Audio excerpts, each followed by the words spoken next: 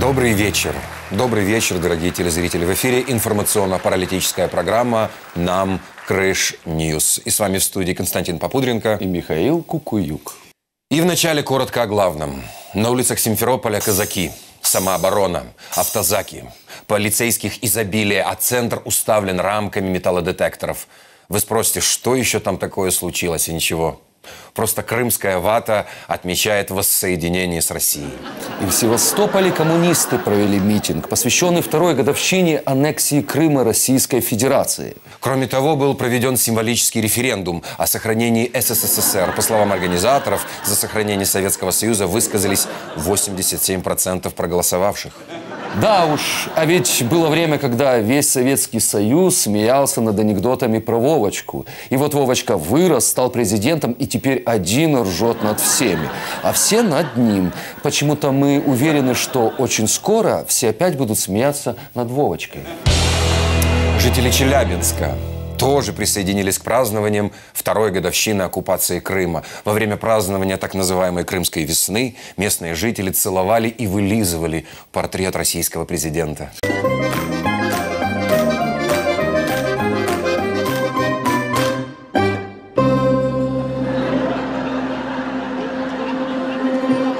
Также в Челябинской области молодежью с помощью поднятых над головой листов бумаги был собран портрет президента России.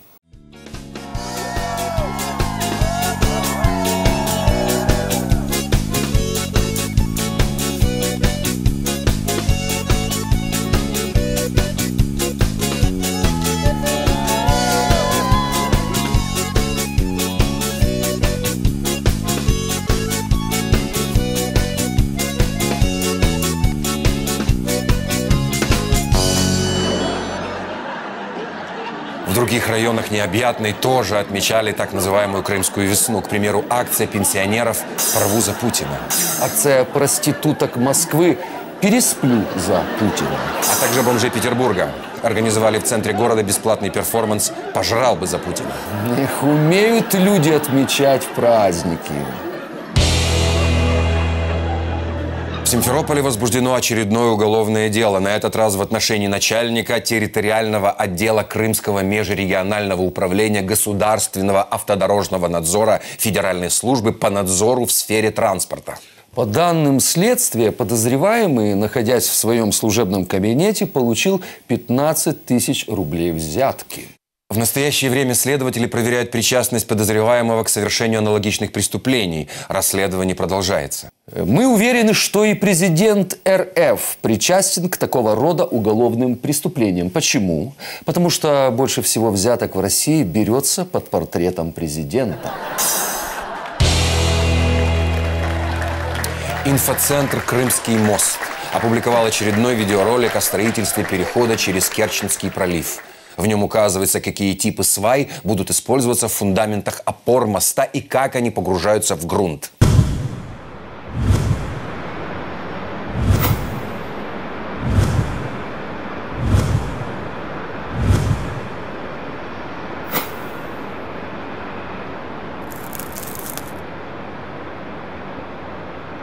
Вот вам и очередное великолепное видео о легендарном строительстве Керченского моста.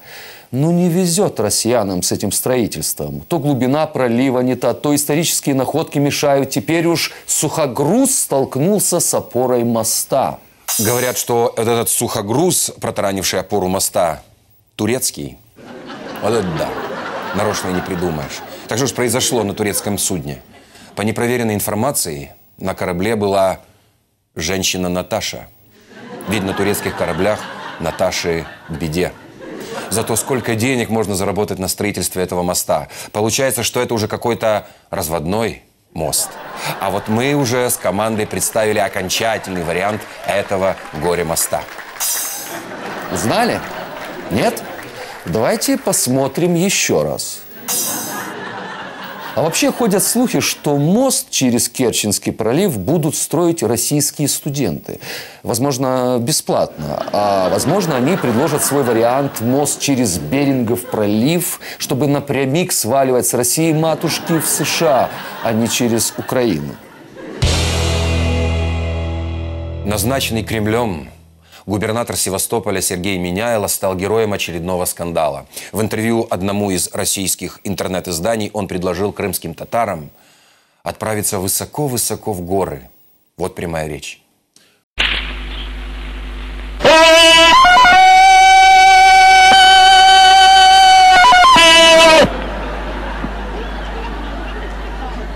Участники крымско-татарского национального движения осудили Миняйло за его слова. А вот крымские татары, что находятся на службе у российских властей, предпочли не заметить его высказываний. Вот, к примеру, глава пророссийской организации Керим-Бирлиги Сейтумер Неметулаев вовсе заявил, что не верит, что Миняйло мог сделать такие заявления.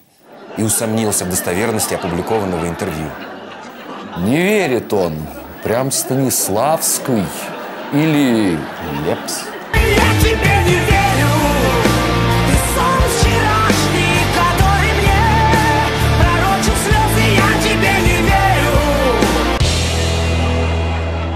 Российская певица Земфира во время концерта в столице Литвы Вильнюсе попросила убрать флаг Украины, который принесли в зал ее поклонники. Я житель России, мы находимся в Литве. Я прошу вас, блядь. Ну, что вам сказать? Опять придется вспомнить древнюю крымско-татарскую мудрость. Если ты родилась некрасивой, то с детства учись играть на гитаре. В принципе, Земфира все правильно сделала. Ремонт трассы Керчь-Симферополь, на которую постоянно не хватает денег, частично ведется с нарушением технологий. В частности, на одном из участков, где запланировано расширение и увеличение полос, подложку под асфальт делают с помощью щебня и глины. Ранее российский президент Владимир Путин интересовался затягиванием сроков ремонта трассы, которую чинят второй год. А ведь в украинском Крыму дороги были намного лучше, чем во многих регионах России. Поговаривают, что в скором времени дороги в Крыму станут такими же, как во всей матушке России. С этой целью в Крым уже направлены первые 300 бульдозеров. А еще на полуострове собираются строить платные автодороги. Они будут в 2 раза дешевле бесплатных, потому что на платных дорогах якобы не будет ГИБДД. Министр обороны РФ, генерал армии Сергей Шойгу прибыл в Крым. Цель визита – проверить организацию боевой подготовки, а также заслушать доклады об организации учебного процесса и боевой подготовки военных городков. Эх, Сергей, зачем вам ехать в Крым? Доехали бы до Чонгара, а то мы вас маленько заждались. Ласкаво просим. Хотя не нужно, мы сами к вам придем. Министр обороны РФ, генерал армии, президент Русского географического общества Сергей Кужугитович. А ведь он даже в армии не служил. Хотя и не служил, но всегда представлял себя в форме. Вот фантазер. О, мужик, водояд. На сегодня это все новости. С вами была информационно-паралитическая программа «Нам Крыш Ньюс». И с вами были Михаил Кукуюк И Константин Попудренко. И напоследок хотелось бы обратиться к крымской вате. А ведь все это время вы были правы. Крым действительно наш. И даже не наш, а их. Все буде добре. До побачення.